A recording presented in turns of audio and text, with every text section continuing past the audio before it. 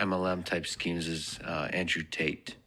Yeah. Somebody that I'm very likely to talk with. So Sure. for people who've been telling me that I'm too afraid to talk to Andrew Tate, first of all, let me just say, I'm not afraid to talk to anyone. It's just that certain people require preparation, and you have to like allocate your life in such a way that you want to prepare properly for them. Sure. And so you have to kind of think who you want to prepare for. Because I have other folks that have more power than this particular figure that I'm preparing for. So you have to make sure you allocate your time wisely. But I do think he's a very influential person that raises questions of what it means to be a man in the 21st century. And that's a very important and interesting question because young people look up to philosophers, to influencers about what it means to be a man. They look up to Jordan Peterson. They look up to Andrew Tate. They look up to others, to other figures. I think it's important to talk about that, to think, what does it mean to be a good man in the society? Of course, in the other gender, there's the same question. What does it mean to be a good woman? I think, obviously, the bigger question is, what does it mean to be a good person? But Spring Men podcast. I swear to God. Did not interrupt. Okay. So on that said, one aspect of the criticism that Andrew's received is not just on the misogyny, is on the MLM aspect of the multi-level marketing schemes they did. So is there some truth to that? Is there some fraudulent aspect to that? So yeah, I definitely think so. I mean, that's the main reason I criticized him. So let's back up. There's a few clarifications I need to make. What Andrew Tate is selling is not multi-level marketing, although he is selling the dream. He's selling an affiliate marketing thing, which is slightly different. So in multi-level marketing, if I sell to you and then you go sell to two other people, I make money from those two other people down the chain, multi-level. Affiliate marketing is sort of like one level. I only make money. So Andrew Tate had this affiliate program where if you sold Hustlers University to somebody else, which sounds like something boomers would put on Facebook in like 2010, like I went to Hustlers University, School of Hard Knocks. By the way, you were a member of Hustlers University. So yeah, I joined. I became a hustler. That's in large part due to why I'm so successful is because of my Hustler University membership. I'm just kidding. But so it's an affiliate program. So you'd sell, like I sell to you this $50 course and I make like $5, and Andrew Tate in perpetuity makes $50 a month off of you. Mm-hmm. Okay. What does this course actually sell, right? Because ultimately he's selling the dream. He's selling, hey, the Matrix has enslaved you. He's really gone down this like Neo rabbit hole. So the Matrix has enslaved you. Your life is controlled by these people who want to keep you like kind of weak, lazy, whatever. You need to break out and you need to achieve the new dream, which is sort of like hustling your way to the top. You don't need the antiquated systems of school. You can just pay me $50 a month and I will teach you everything. Okay, so what do you actually get? Well, and why is it a scam? So I think it's just a scam in terms of like value and like you're selling based on these completely unrealistic things. He's like, let's get rich. Okay, you get a series of Discord rooms. So you know what Discord, most people know what Discord is. It's like a bunch of, chat rooms basically, right? So it's like AOL, or is it like? Yeah, right. Well, I'm talking to the guy who quit Emacs, so I don't know. There's Discord servers, and in these there's 7 different rooms you can go in, or there's several rooms, and each one is like a different field of making money. Yes. E-commerce, trading, cryptocurrency, I think fulfillment by Amazon, like copywriting. Okay, so I went to all of these. I checked them out. I checked all their money-making tools. The first funny thing is that Andrew Tate is nowhere to be found. The supposed successful guy that you bought into is nowhere to be found. It's these professors that you have now, he has hired and said, these guys are super qualified. So looked up some of what some of these guys have done. And some of them have launched scammy crypto coins. The cryptocurrency professor was shilling a bunch of coins that did bad and then deleted the tweets. I mean, just completely exactly what you'd expect. Behind the paywall, it's nothing of substance. You're not going to learn to get rich by escaping the Matrix and going to work for Jeff Bezos. Fulfillment by Amazon is not escaping the Matrix, right? That's not the way to hustle to the top. It's literally a field of making money that everyone in the world has access to. If you want to differentiate yourself and make money, the first thing you realize is going into skill sets that literally anyone with an internet account can do is a bad way to do that, because you have to have some differentiating factor to add value. So it's just such a obvious and complete scam, because there is no value to this like so-called education. The professors are crap. The advice, they're like hiding some of the bad things they've done. And Andrew Tate's nowhere to be found. Ultimately, that's why everyone joins. What he's done is very interesting because, and I'll give him credit in his marketing, he's been very savvy to like make the reasons you admire him not the thing he's sort of selling, which is weird. Like he's selling get rich quick, which seems like it relates to his persona, but is actually very orthogonal to it. His persona is like the tell it how it is, like tall, buff, rich guy. It's like actually his persona that you're buying into, and then he's selling you this thing to the side, which when people get in there and they're not delivered on the product, he still is those things that you first thought he was. So it's like, I think it's to some extent, he's made a lot of money by making the thing that he makes money on, not the thing he gets so much pushback online for and what he's also loved for.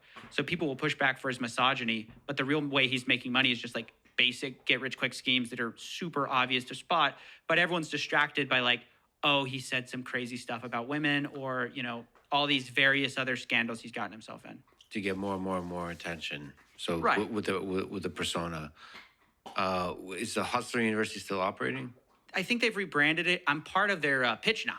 I'm like, they put me on as like, as like the Matrix is trying to take us out, Lex. And then it's me saying like, you know, they put me in like saying, I'm part of the Matrix. They put me in saying, oh, this guy sucks. You know, I joined, it sucks. And so they'll play that and they do like a bass drop and it's like, you know, don't listen to people like this, da da da da. I'm basically like a. Oh, so you've been co-opted by the promotional- Matrix to attack. Yes. You're an insider threat that infiltrated Right. and now is being used by the Matrix to attack him. Well, Everyone who criticizes him is part of the Matrix. He won't say who the Matrix is. It's just the shadowy cabal of rich, powerful people. It's just like the easy narrative for people who are disaffected and who feel cheated by the system. You just collectivize that system and you make it the bad guy and you go, look, those guys who have been cheating you, they're the bad guys. They want me shut up. And then now the person that the people who harmed you, they want this guy shut up. You're going to listen to him. So that's like, it's like the most basic psychological manipulation that everyone seems to constantly fall for. It's really trivial and stupid, but.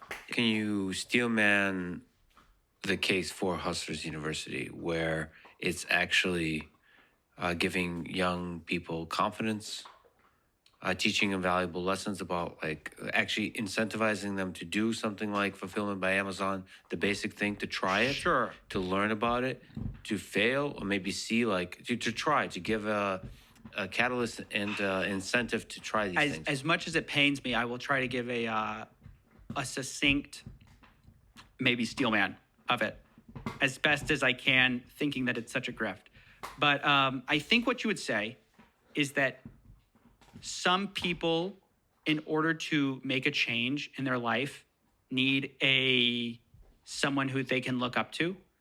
And men don't have a lot of like strong role models, like big male presences in their life who can serve as a proper example. So the most charitable interpretation would be Andrew Tate would encourage you to go reach for the stars, I guess. My problem is I have a deep issue with the like lust and greed that centers all these things. It's like this glorification of wealth equals status, wealth equals good person, wealth and Bugatti equals you are meaningful, you matter. And like the dark underlying thing is that none of that matters. Like it matters that you make a decent living, but past just like that, I think the like lust for more stuff and the idolization of these people that is just like opulence is a net bad. So that's like my steel man has to stop there because I really disagree with like the values that are pushed by people like that. Yeah, no, I agree. That's the thing that should be criticized. I shouldn't say it doesn't matter. I think it's just like an amazing meal at a great restaurant. It matters. It's money and Bugattis for many people make life beautiful. Like those are all components. But I think money isn't you can also enjoy a beautiful life on a hike in nature. You can there's a lot of ways to enjoy life.